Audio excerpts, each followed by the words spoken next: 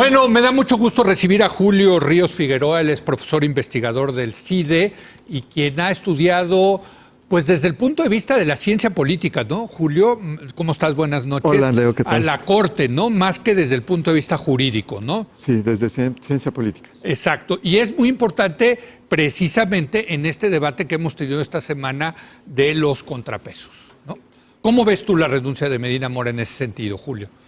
No, a mí no me gustó el modo como se hizo. Sí. ¿No? Yo creo que, como ya se ha dicho mucho, era muy difícil defender al exministro ahora. Sí. Pero no me gustó cómo se hizo. Yo creo que se perdió una oportunidad. Es la primera renuncia en democracia. Sí. Y el precedente que se sienta es muy malo. O sea, podemos afirmar que los jueces en México, los ministros en particular, hoy son menos independientes que ayer, porque se vació de contenido la cláusula, una de las cláusulas constitucionales que les daba una garantía de independencia. Que es las causas graves. Que es lo de las causas graves. Así ¿no? es. Yo escuché ayer... Pero así lo dirías que se ha perdido la independencia porque no se cumplió la cláusula de causas graves. Mira, hay dos conceptos de independencia. Sí. Un concepto es el de las garantías de independencia, lo Sí. que creemos que les da independencia. O Cómo como se 15 nombran, años. cuánto tiempo duran, Sí. cómo se les puede sacar del puesto, etcétera. Hay otro concepto que es el del desempeño. Sí.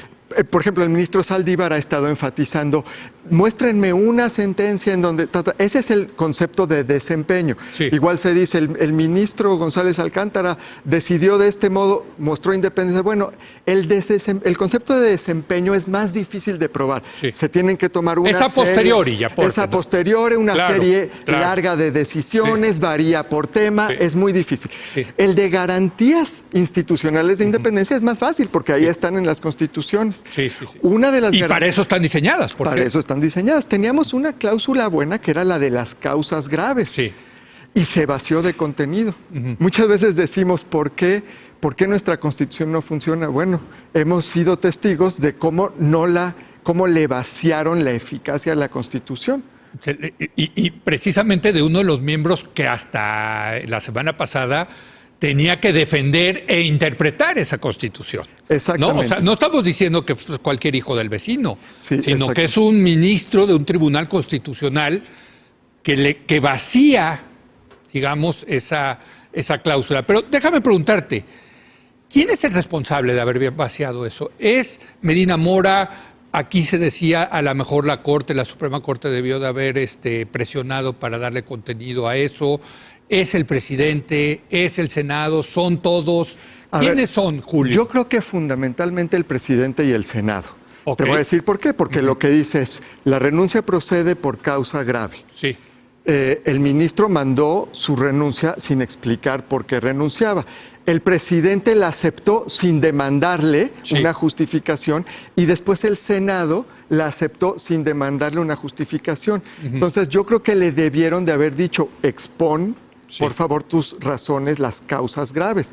Y yo escuché ayer, por ejemplo, al senador Martí Batres diciendo que si hay una renuncia es porque hay causa grave. Es decir, si la Constitución dice que solo se renuncia por causa grave, quiere decir que si ves una renuncia es porque hay una causa grave. no, bueno, es una tautología. Es una falacia de Falacia. afirmación del consecuente, ¿no? O sea, Así es es. tanto como decir, si ves el piso mojado, Es porque llovió. Pues no, puede estar mojado por otras causas. Así es. Ahora, aquí a lo mejor, aquí ya entra la sospecha y la especulación, es que a nadie le convenía decir cuál era esa causa grave. Y cuando pensamos en eso es que efectivamente el gobierno, el Ejecutivo, en contubernio con el Senado, presionó a Medina Mora para que renunciara como ministro, ¿no? Puede ser. Ahí Digo, yo puede creo- ser, claro. Puede ¿no? ser. Pero, Ahora, pero es que eso es lo que desata la especulación, la falta de Totalmente. información. y ahora, Julio. pues la especulación, pues sí, no la despejaron, no despejaron todas estas dudas y todas estas posibilidades. Pudieron haber hecho un juicio político, Sí. pudieron haber procedido de mejor modo, de tal modo que para las siguientes renuncias Sí. quede quede un precedente de cómo se debe proceder digamos, para la renuncia de un ministro o para el juicio político de un ministro. A mí se me hace que la señal que mandan a los otros ministros, a los magistrados y a los jueces no es buena. No es buena. No es buena. Y yo te preguntaría, como politólogo, ¿cuál es la consecuencia para la democracia liberal del tema de un poder judicial? Porque aquí lo hemos estado debatiendo esta semana de si la Corte, como dijo el ministro Saldívar, debe de escuchar o no el mandato de las urnas, el mensaje de las urnas. ¿Cuál es tu postura al respecto, Julio? Mira, a ver, o sea, en particular la Corte Suprema tiene un origen de nombramiento político, Correcto. indirecto, ¿no? Correcto. Lo eligen no los ciudadanos, sino los otros dos nuestros poderes. representantes. Sí, sí, sí. Entonces, no se puede despegar, por supuesto, del sentir popular. Hay muchos estudios que justamente tratan de ver cómo la Corte sigue a la opinión pública. Correcto. Y algunos de cómo a veces la Corte también incide un poco en la opinión pública, ¿no? En Estados Unidos, lo que yo recuerdo cuando yo estudié hace mucho tiempo es que decían que efectivamente los ministros siguen a la opinión pública. Sí, eso es de lo que hay más evidencia. Exacto, evidencia empírica, ¿no? Evidencia empírica. Con los fallos a posteriori ven que efectivamente la Corte acaba haciéndole caso a lo que quiere la gente, ¿no? Y eso yo creo que está bien. Sí. La cosa es cómo llegas a empatar estas dos cosas. Si llegas de un modo gradual, a través de interpretación de la Constitución en distintos casos, con los nombramientos que toca al presidente en turno, si hay un cambio de gobierno en el otro sentido en pocos años, pues a lo mejor la Corte se vuelve a balancear. No, o sea, va poco a poco siguiendo. En ese sentido, hay una definición de la Corte como el poder frío, ¿no? Exacto. Que no debe de estar al tanto de lo caliente que está la opinión pública, sobre todo ahorita, con el cambio de gobierno, con un supuesto cambio de régimen, Claro. debería haber un poder frío que debería ser el judicial, ¿no? Por eso las garantías de independencia. Así ¿no? es. Porque lo que quieres es que este poder juegue un papel distinto al del Ejecutivo y Legislativo, órganos directamente electos. Ahora, otros dirían, pero pero eso no es democrático, muy democrático que digamos. Pues, mira, somos democracia constitucional, o sea, ya no hay democracias directas, puramente representativas. No, es una democracia representativa y constitucional. En la medida en la que tengamos esto, el Poder Judicial juega un papel diferente al de los otros dos poderes que son directamente electos. Así es. En ese sentido, yo te preguntaría, ¿qué viene? Sobre todo, tú has demostrado, tú has hecho estudios muy interesantes, entre otras, descubriste el tema del nepotismo. O sea, sí hay, y aquí lo dijo en esta mesa el ministro presidente, sí hay problemas en la Corte, sí hay problemas en el Poder Judicial Federal. Déjame ampliarlo, ¿no? No, hay muchos problemas reconocidos por el presidente Saldívar de manera bastante valiente y abierta, reconocidos por los otros candidatos a la presidencia de la Corte, el ministro Pardo, o sea, todos los que presentaron sus proyectos para presidir la Corte.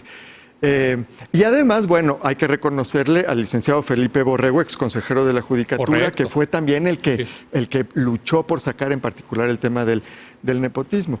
No, hay muchísimas cosas. Yo estoy a favor de que el Poder Judicial se mejore, se haga más eficiente, pero también se debe de proteger. O sea, a mí lo que no me gustó de digamos, este episodio de renuncia es que se junta con otros temas que a mí ya no me gustan tanto. El montón de iniciativas legislativas para reformar el Poder Judicial, tanto reformas constitucionales como legales. Hay en el Congreso 37 iniciativas. Y es una amenaza, es una espada de Damocles, digamos. Es una señal, claro, es una señal pues que no pasa desapercibida. 37, lo encontraron. 37 iniciativas para cambiar el Poder Judicial. Sí, además la retórica hostil del presidente y también de algunos legisladores diciendo hay que limpiar el Poder Judicial, hay que darles una sacudida, son esto, son lo otro. Si combinas el modo como se procesó la renuncia, las iniciativas como señales de que ahí les va y además tenemos mayorías en el Congreso, y la retórica, es una combinación que puede ser muy peligrosa. Es muy peligrosa, pero déjame ponerte un caso que tú conoces bien, y regresamos al caso de Estados Unidos. La Corte, en la época de Roosevelt, fue la que consistentemente le estuvo parando las iniciativas del New Deal, del nuevo trato, que pues de alguna manera cambió la política estadounidense, ¿no? Y Roosevelt igualito, los amenazó con meterles más ministros, cotidianamente hablaba mal de los ministros, etcétera, ¿no? Sí. Ese es un caso... No, muy interesante. No, yo creo que, a ver... ¿Y quién tenía razón? ¿Roosevelt o la Suprema Corte en ese momento, mira, Julio, ¿no? La Corte en ese momento estaba oponiéndose consistentemente a las políticas de un Roosevelt. Presidente tremendamente popular y que tenía control del Congreso, completito. Que tenía control del Congreso. Entonces era una amenaza creíble, como no está el número de jueces en la Constitución americana, entonces era una amenaza creíble, pues vamos a aumentar el número y los voy a nombrar yo. Y en ese momento un ministro cambió y la mayoría pasó de ser 5-4 en contra de Roosevelt a 5-4 a favor de Roosevelt. Ahí está. Hay un elemento bien importante que se rescata de ese episodio en la literatura, que es el papel de la opinión pública. Sí. Porque todo el mundo estaba en contra de la Corte cuando se oponía a Roosevelt.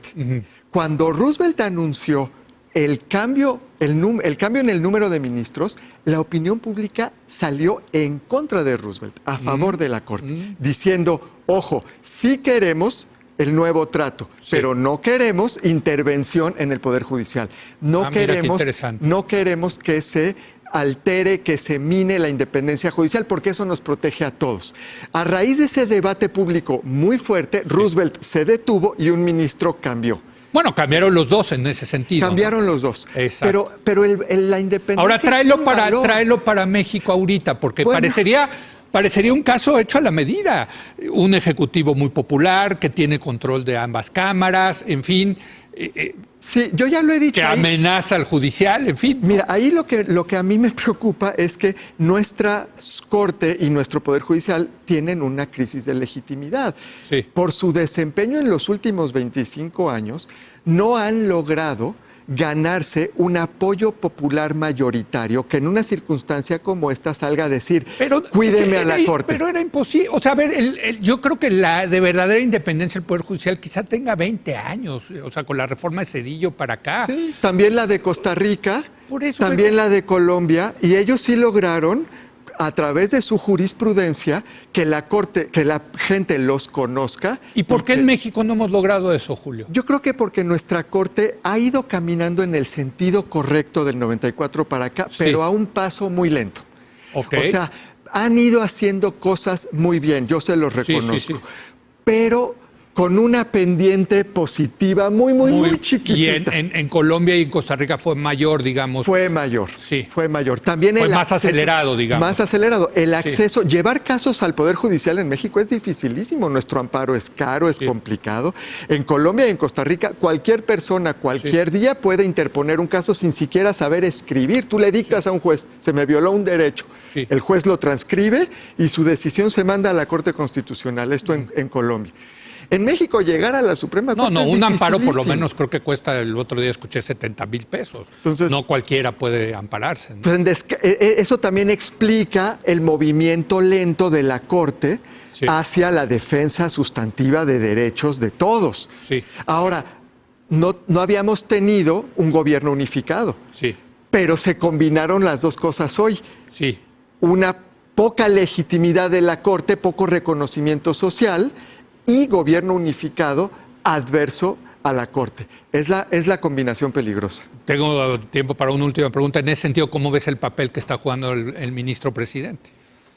En esa conjunción de gobierno unificado más una Corte que todavía no gana o se ha ganado su legitimidad, según tú. Está caminando en una línea muy delgada, Leo. Yo creo que él está activamente tratando de proteger al Poder Judicial y a la Corte, y que se da cuenta de la circunstancia.